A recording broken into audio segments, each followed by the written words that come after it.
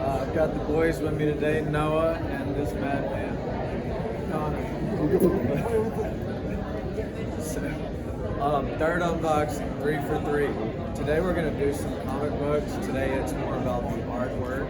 You have yours truly, an artist and business owner. Follow my progress as a business owner and an artist. But it's all about the story. These are the stories that the movies and games are based on.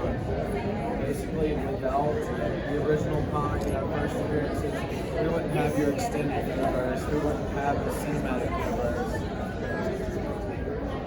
And at a certain point, the cinematic universe diverges from the original writings. We all know this from Game of Thrones did something similar. We're still waiting to see what comes out. And here at Game and Trade, we enjoy these stories and the passion that goes into creating these games and comics. And so, without further ado, I'm gonna once Noah's done with the set, I'm gonna let you guys, I'm gonna let y'all take it away from me and enjoy your natural toy. Yeah, all right, let's do this. All right, let's dig in. So Noah, out of any franchise series, what's your favorite graphic novel?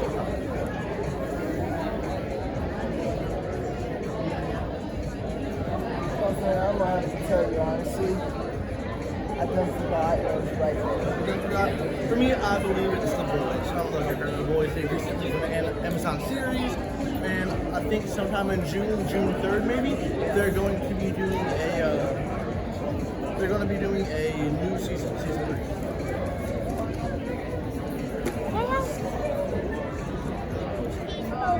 Wait, these Pokemon cards are too fun.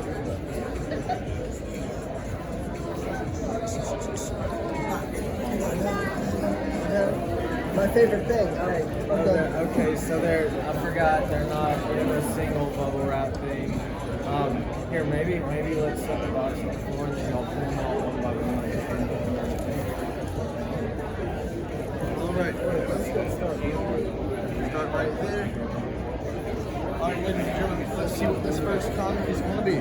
Let's see it. Oh! Which one is that? Huh? This is Darth Maul. Darth Maul, number 2. Number 2. I got a Probably one of the best Star Wars 9.2. characters ever created. And when he was first introduced in the Phantom Menace, he was the bad guy. Just give us a Kenobi. Kenobi. No, I couldn't do that. So Darth Maul was first introduced in the Phantom Menace, and he was used as Palpatine's his apprentice, But he and was just thrown away. he was just thrown away. Which is a henchman. That's the difference there. Apprentice thrown in the trash. He was a They're the henchman. same.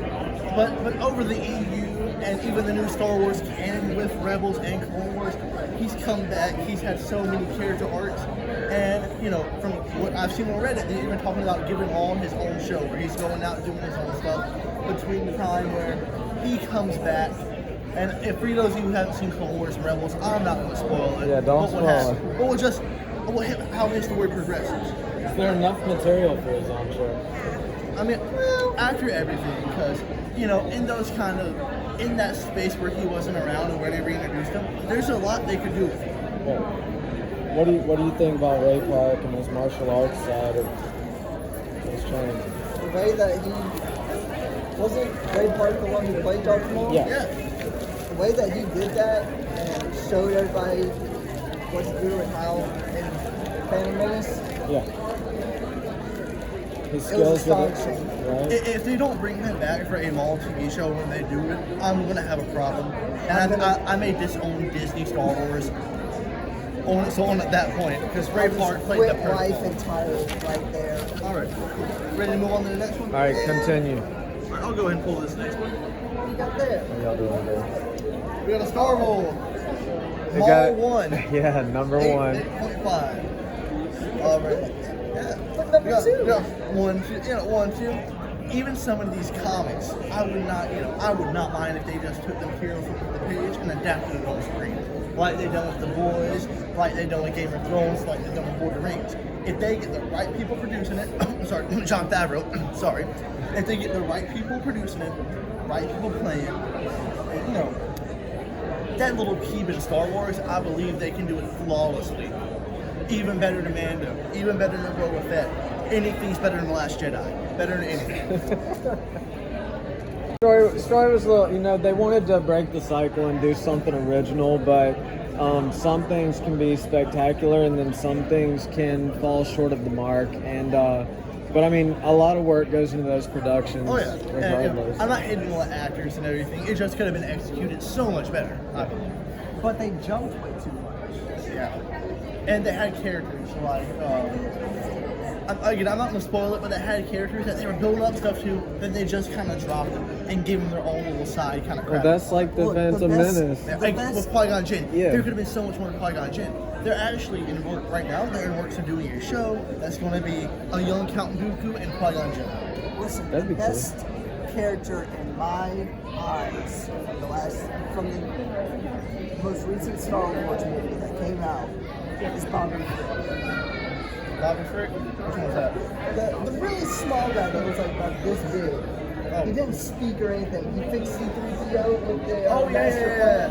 Yeah, I don't know. Unpopular opinion, I enjoyed Kylo Ren. Just because Kylo Ren, he's Vader's emo grandson. That's right. But throughout the movie, you mean the can newest see, Disney princess? But throughout the movie, throughout the series, you can see his progression, kind of like Vader. In the three, you can see his progression as a character. But he had more aggression. He did have more aggression, but still, And he didn't have control of it. exactly. I was saying he still had progression Yes. throughout the series. All right.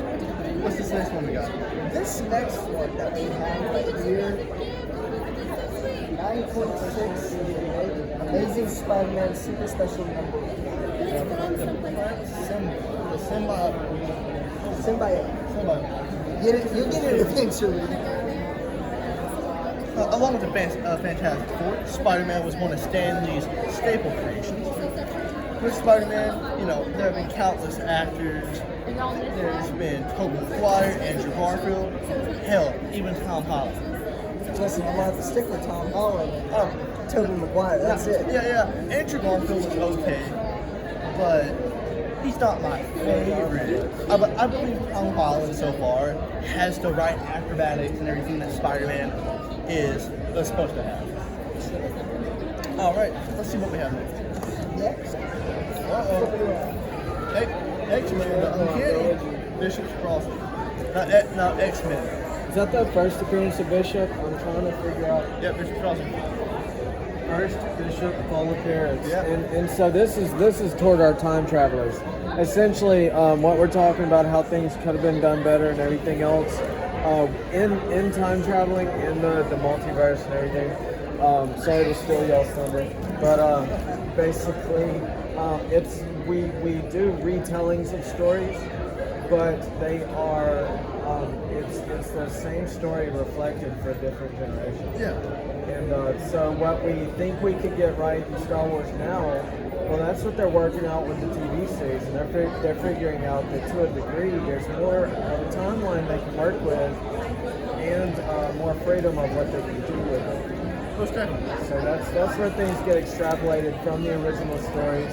So that, and so with the Star Wars TV series, they're going to fix everything that they learned from in the movies that they made before that.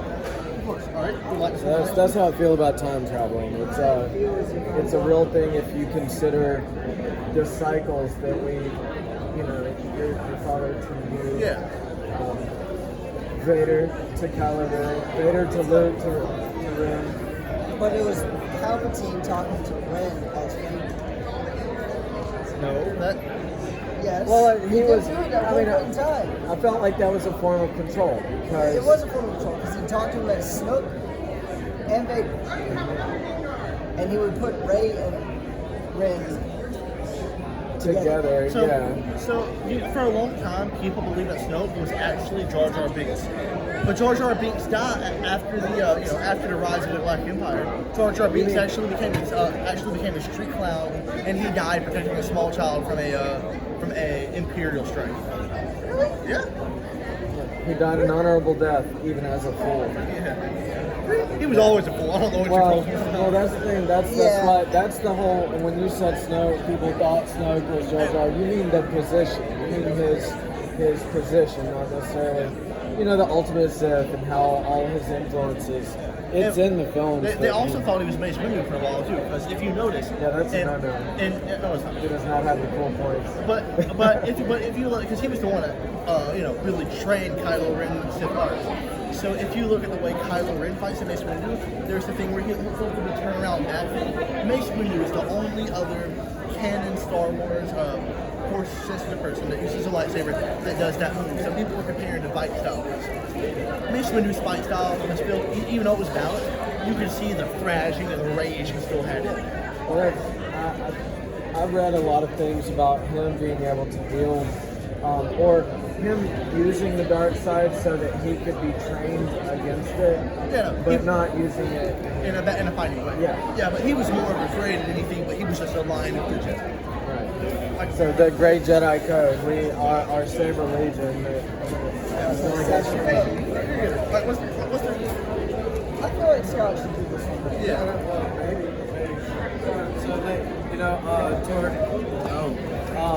So in that sense of the Great Jedi Code, Noah and I are part of the Sabers of Southern Waters. Is that it? Yeah. The Sabers of the Southern Waters. Yeah. Mississippi chapter. No, Alabama chapter. I do the Mississippi chapter. Okay. Well, Nick does the Mississippi chapter. I work too much. Which is good. The working man. That's what this is about. Never forget where I came from. High class. I mean, look at that tone of difference. It's a working man over here. But so back to the Great Jedi Code. That is definitely a code that we strive toward in our essentially martial arts part of our training, as well as the discipline. It's a protector of peace and defender of the balance. That dual wielding, being like Darth Revan. He's a great Jedi. I would love to see a movie of Revan. But Keanu Reeves has it. Yeah, Keanu. It has to be Neo. Has to be Neo. We vouch for that. And then don't forget Great Jedi Code, dual wielding, light and dark, defender of the balance. You were the one who was supposed to bring balance to the Force. If we get casted, don't throw us away like another character. That's henchmen get thrown away, apprentices get trained. All right, so I'm gonna do the next one because, in my opinion, the way their technology works, their artwork, their armor, and everything, that in a different lifetime, in a different place, that Bruce Wayne would be a great Jedi. So Qui-Gon Jinn trained Obi-Wan. Yep. Qui-Gon Jinn trained Batman too. He did. Ra's al Ghul and Batman Begins. That's right. Excuse me? The Liam Neeson. Christian Bale. Qui-Gon Jinn trained Batman too. So you had me. This is gnarly scratched out. This is actually a really cool cover. I really dig it. I like the reflective too. Yeah, it's metallic. So this is Batman number 500. This is Azrael as the new Batman after Bane took his toll on our genius, billionaire, philanthropist, playboy. I mean, you can't just decide to fight for people. What's happening? Movement. Well, and so on the part of what inspired me to start in video games and technology is the R&D side, the inventor side of everything. On the Marvel end, I've got Tony Stark as someone that I look up to as far as the inventor stuff. and later in life, he learned not to weaponize it. But in the Batman world, the R&D and development was always about defending and strength and protection. And so, once his back was broken and everything, they had a robotic suit. That was Batman's first robotic suit. That's why he got it. So his R&D side is on point. So I'd love to have a talk with it. This is a really cool cover. Batman 500. What's your favorite Batman suit? My favorite Batman suit? Whichever one is bulletproof. So half of well, I think my favorite Batman suit. So I believe my two favorite Batman suits are the ones from the Arkham series, specifically Arkham Knight, because it's the most tactical and also it's very sleek. And my other one is the one who's called Superman. That's Superman. The big super Batman suit. Not that. But not Batman. It's Batman. That's right. I'm gonna let y'all go. Amazing Spider-Man, double size 50 or 500. Amazing Spider-Man 500. We got Batman 500, Spider-Man 500. And like I said before, Spider-Man, one of Stan Lee's titular characters. This is one of the characters he was known for. And in the Marvel franchise, he's the money. And what do we got next? We have. And a 9.6 too. Yeah, that's really high. It's a Marvel one. It's got a Marvel ad on that. Oh, okay. Road to Civil War. This is the first appearance of the new Spider-Man. This is the first appearance of Iron Spider-Man. Yeah. So again, with the differences between the cinematic universe and in the movie, the Iron Spider he gets him is still red and blue with technology advancements. This is the original. It's very black, red and gold, like Tony Stark's suit. With see, when this came out, the idea of that had not even dawned on people, that Tony Stark gave him more arms, kind of like Dr. Octopus. So more of an arachnid, but it's the first Iron Spider suit. Iron Spider. All right, what are we looking at? Sponsored. All right, Thunderbolts, 9.8. 9.8. That's Marvel's Wildcats right there. No, so funny story. I mean, Thunderbolts is a pretty rad team. I actually don't know much about this generation of Thunderbolts team. I'm looking for the year. So, 97. There we go. So right as the X-Men cartoons were really getting popular. I'm kind of digging it at a 9.8. It's Marvel's Thundercats right there. Thundercats, hang on. Wildcats? Marvel's Wildcats right there. Thundercats. Yeah. Oh! Thunderbolts, Wildcats, Thundercats. In Thunderbolts, there was a character named Speedball. He's a happy-go-lucky character. He bounces all off the walls. Very cartoony, very comic. And I need to go back and read the actual story, but the Thunderbolts are defenders, protectors. Your family neighborhood superheroes that do, Spider-Man's helping stop masterminds and individuals, kind of like Batman, very one-on-one focused. The Thunderbolts are essentially protecting us from pervading threats, gang wars, things like that. Okay, so more day-to-day real life. Yes, terrorists. Yes. They would defend us from a terrorist threat that was less centralized and more So, realistic superheroes. So if superheroes were real, what they would actually do. Yeah, that was kind of like what the Thunderbolts were. It's super SWAT. Super SWAT. Hey, there you go. So mad respect to all our protectors and security guards and unsung heroes. All right, 9.8. Stoked about that. That's pretty good. There should be a movie of this coming out, right? Not entirely sure. There should be. Continue. That'd be nice if there was. I mean, if they done Shazam the way they did that, they can do almost anything. Legos sponsor me. I love building. So with all the Captain Marvel madness, you can read this is the first appearance listening. Captain Marvel, first appearance of Monica as the new Captain Marvel. How many Captain got a Marvel? 7.0. How many Captain Marvels were there? I don't know, don't ask me actual trivia. That I don't know. 17,000, I guess. There's a lot. Well, I mean, you got the. Somebody in the comments, go ahead and give us the answer because we don't know. Yeah, I just work here. Don't ask me questions. I can't tell you. Next, we have What do we got? another Spider-Man. Okay, another 90s thing. Laser tag. And is this the first Hobgoblin, or this is the first appearance of the new Hobgoblin? It's got him put down as Jack. We got there. Okay, Ned Leeds revealed as the new Hobgoblin. At an 8.0, another great book. Good one. Oh, yeah. That's going in the video. Oh, No, I didn't mean to stop you. I'm gonna keep my mouth shut. Oh, come on, we gotta get more hints from this. Okay. all right. So, all right. anyways, we're back. to All right. And we're back. Kingpin. So, yeah, Kingpin was the yeah, name. Kingpin was the name. But, so, a cool thing, yeah, Spider-Man's cool. But the first thing that caught my eye was the back. The, ADD second edition Player's Handbook advertisement on the back. This is one of the originals. The 90s was one of the best eras, man. I've had this book since then. Really? I've had.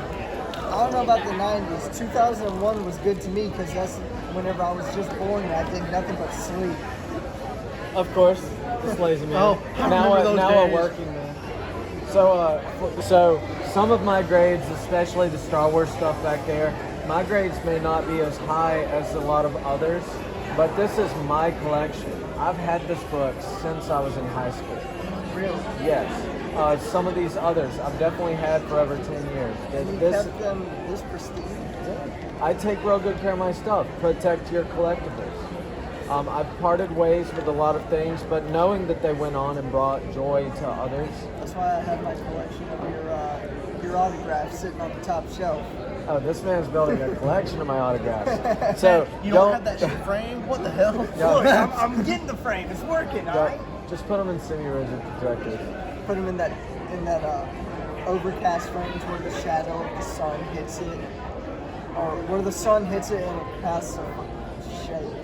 Like Shadow Indiana box. Jones, yeah. Shadow box. Yeah. Well, just now, like the secret is, you take all my different autographs and you triangulate them, and they reveal the code, much like Indiana Jones in the Last Crusade, where the light caught the jewel and shined down over the pyramids. No, something to do with the time period that these come from. The 90s was a great period for creating video games, comics, these stories. And now a lot of the movies, almost 2 decades later, are coming to light. But I have to say, since I was born in 2000, I couldn't enjoy these as you could. And I don't know how old you are, so. I'm only a year younger than you. You get to enjoy these now. You are the generation that I'm preserving these memories for. I'm not opening Yeah, but we're this. never Don't opening. You are the generation, but we you can find a get PDF of it. but you get to watch the movies, Yeah. and you get to hold the original item that movie and cinematic villain is based on. But they haven't put Scorpion in the movies. Yes. They should. Oh, I'm sorry. That's a time traveler secret. I probably have already been there. Or we're manifesting it Scott? now. Sorry, Scott, you Where's got the something to DeLorean? say? I'm giving too much away. All right. All right, continue for me, guys. Alright, Come cool. on. This is going great. All right. Our next pull is going to be. This is a little more counterculture, a little more counter. So this is Scott, tell me a little about Razor, because I've never the heard of Razor. Razor Yes, Angle. So in the Image universe, because Image was a comic company in the 90s, so much was being created, it became to a point that a lot of them, like Image was almost going bankrupt, but still creating great characters. That's where we get our Witchblade. That's where we get our Wildcat. They eventually stopped. Huh? They eventually just stopped. They didn't stop. They just really scaled back some of the characters. So Todd McFarlane actually moved over to Image, and that's when he created Spawn. And then there was a whole thing between Neil Gaiman, the man who does Sandman, and some of the Dark Horse comics, some of the darker, more mature audience stuff. Because with a company like Marvel, there's lots of conflicts, but it's not really gritty adult. This is a little more violent, a little more freedom, a lot rougher edges, more bladed weapons. How blatant. Yeah, well, look at her arms. Yeah. You ever play Prototype? Oh yeah. Yeah. You ever seen a character? Y'all don't know about a character named Ripclaw, do you? Ripclaw and Warblade. They were from the Wildcats, and they're pretty awesome. It's cool. Pick something good. I know there's another. There should be a Razor book in there.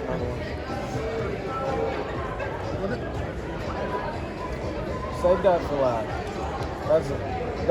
So in comics, even before the 90s, they had all these little ads where you could special order stuff. There should be another Razor book in there. Let's find it. Special order my X-ray Dodgers. Yeah, exactly. All right, there we go. Ooh, 9.8. So Razor and Shy.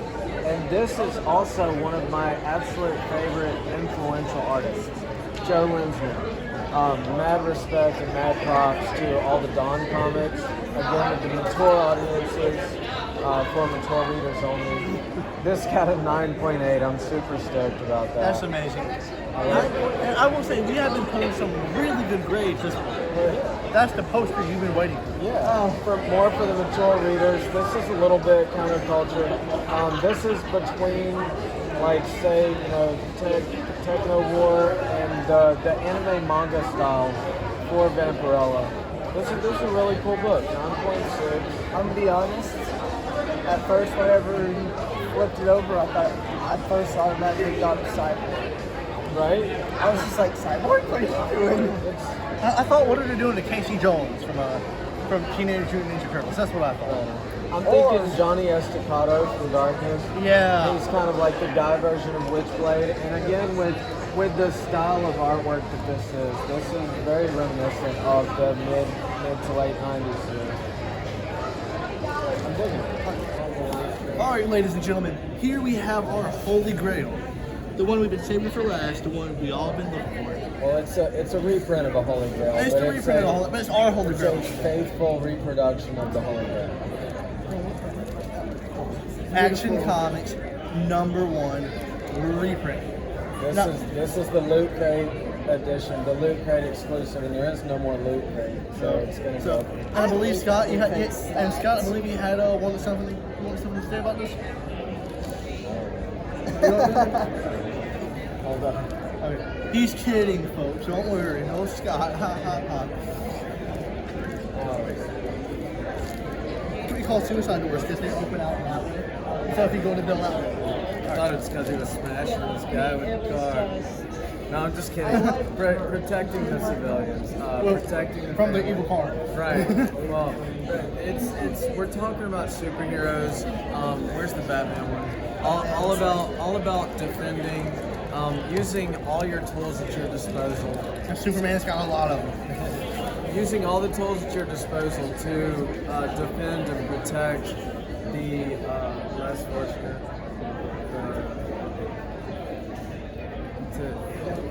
You're the shepherd to the sheep. Yeah, there you go. Saving the vulnerable, protecting the weak, and sometimes even if you don't have a superpower, your superpower may be using your mind, using your heart, taking this. I'm super thankful to be here at Mobicon. This is our way of life, not pop bubbles. I need those. I need those. This is our way of life, and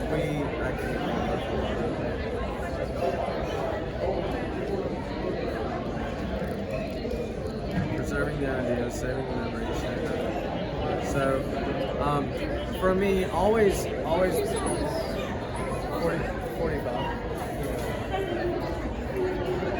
So, for me, again, this is my collection. I've always wanted to protect and preserve my collection. It brings me joy, inspiration, sharing the memories. It was never about the money. It was about the message. Sharing joy, entertainment, inspiration, preserving the idea, sharing the memories. These memories are really valuable. This is focus.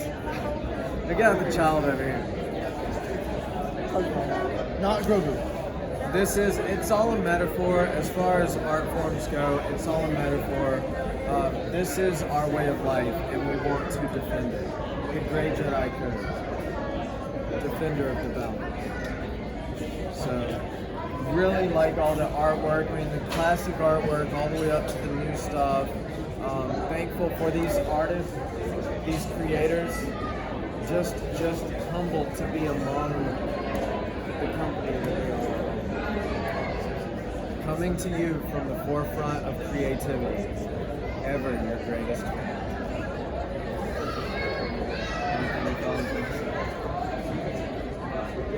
Spreading positive vibes from the power of the internet. That's right. Stay in school. Using the tools at our disposal. Enjoy. Thanks for being here. Mobicon Day 3. Signing off, ladies and gentlemen.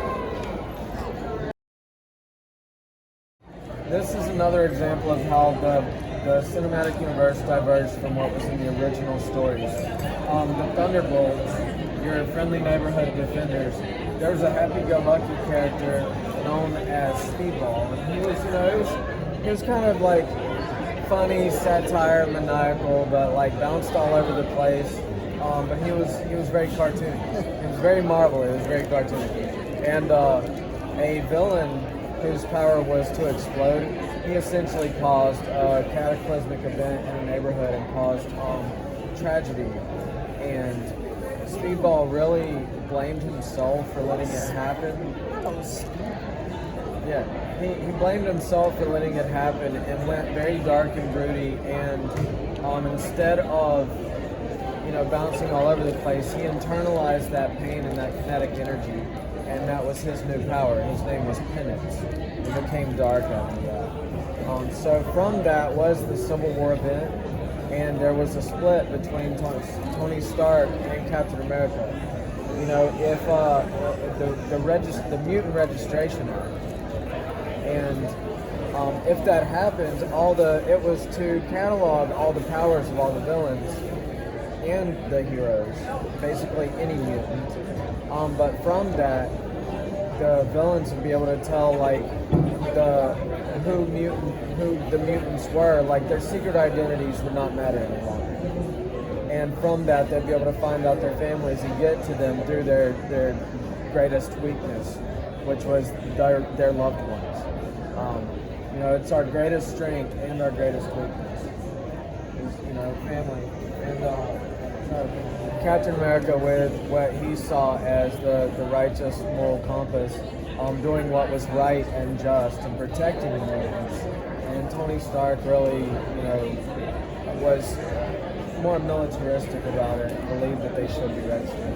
And from that, you've got Peter Parker, who was in a custody battle. And Tony Stark bribed him with the Iron Spider suit. So. Is that like my parents bribed me from the Xbox? I haven't Yes, seen that. definitely.